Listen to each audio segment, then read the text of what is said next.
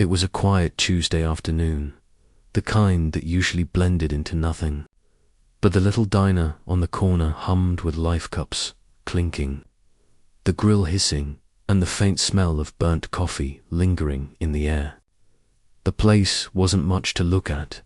Cracked leather booths, neon signs buzzing with a lazy flicker, and a jukebox in the corner that hadn't played a note in years.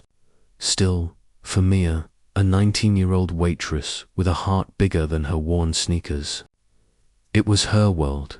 She darted between tables, balancing plates with shaky hands and a tired smile that didn't quite reach her eyes. Her apron, a dull brown now streaked with coffee stains and grease, was a map of her long hours. She didn't complain. Every shift meant another week of bills covered. Another bottle of medicine for her mother, who'd been lying in bed for months, coughing through the nights. That afternoon, she barely noticed the two men who walked in till the chatter around her stopped. The sizzle of the grill faded, forks froze mid-air, and a hush swept across the diner. All eyes turned toward him, tall, broad-shouldered, dressed in a navy suit so perfectly cut it seemed unreal, with silver threads glinting in the sunlight streaming through the windows. He carried himself like he didn't belong in this tired, greasy little diner. A gold watch peeked from under his cuff, expensive enough to make her pause, her heart skipping. Mia didn't know him at first, only that he seemed different. Then she heard whispers ripple through the crowd. Daniel Hart, someone breathed. The billionaire, the one on all the news, skyscrapers, charities, headlines flashing across TV screens. He was a man who moved the world. And now he was standing here in her corner diner, like it was nothing. Mia's hands trembled as she gripped her notepad. Men like him didn't stroll into diners like this. And yet, here he was, sliding into a booth with an ease that made it seem ordinary, almost casual. He didn't even glance up as she approached. "What can I get you, sir?" she asked softly, her voice barely carrying over the faint hum of the diner. "Just coffee," he said, calm, almost tired. "Black." Mia nodded quickly, forcing herself to turn and hurry off, though her eyes couldn't stop darting back to him. Something wasn't right. He looked pale, distracted, like every burden in the world rested on his shoulders, and no one else knew. She set the steaming mug in front of him, careful not to jostle it. That's when she noticed the ring. A simple silver band with a tiny engraving etched delicately on the side, barely visible unless you were looking. Her heart thumped painfully. That couldn't be. She'd seen that ring before. Not somewhere random, not in a magazine. It was always on her mother's frail hand. The one that shook when reaching for her medicine. The one that rested on Mia's cheek when she whispered encouragement. Her mother had said it was custom made, a gift from someone long ago, someone who had meant everything. The words escaped before she could stop them. "Sir, my mum has the same ring." Daniel froze, fingers still wrapped around the cup. Slowly, he lifted his gaze, and their eyes finally met. In that instant, the indifference in his expression melted, replaced by something sharp, almost painful.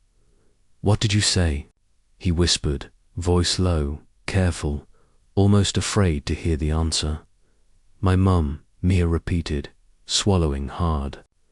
"She has the same ring. I've never seen anyone else with one like it." The diner seemed to hold its breath. The sizzle of the grill, the clatter of silverware, even the hum of the old neon sign, all of it faded into silence, as if the world itself had paused to witness what was unfolding at that small booth. Daniel's hand froze mid-air, the mug trembling slightly under his grip. For a long moment, neither of them spoke. The air between them felt heavy, thick, like the diner had shrunk around the two of them, pressing in with every curious gaze from the other customers. Where did she get it? He asked finally, his voice low, almost strangled, as if he were afraid the words themselves might shatter something fragile. Mia blinked, confused and nervous. My mum, she said it was a gift. From someone she knew a long time ago. Before I was born. She never told me much more. Daniel's eyes darkened, a storm behind them. He leaned back, running a hand through his silver-streaked hair. That ring, it belongs to a family.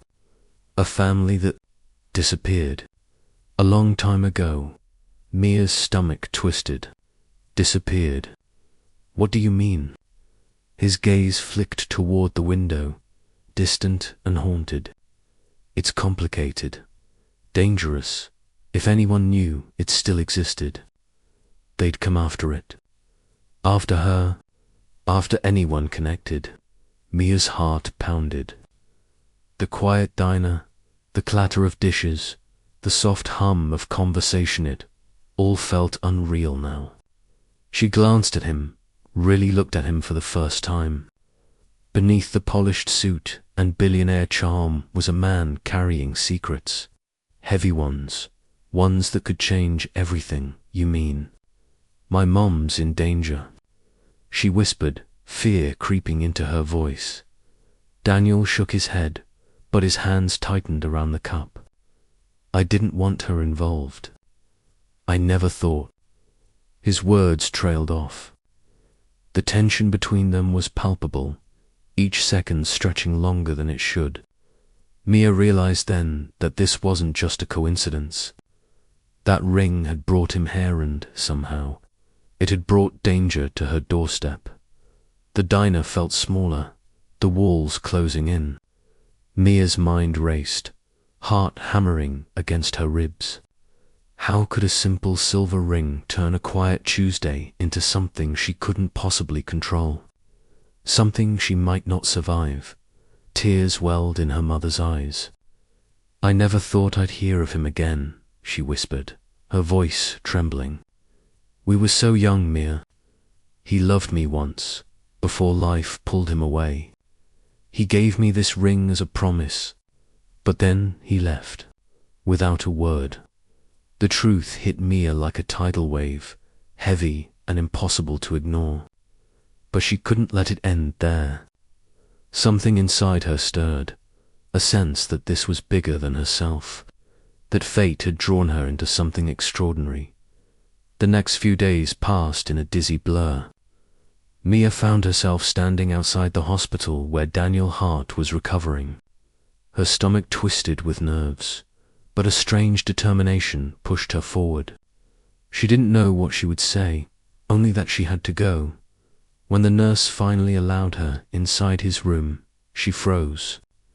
Daniel looked nothing like the confident, untouchable man from the news, frail, vulnerable, and yet, the moment his eyes met hers, they softened.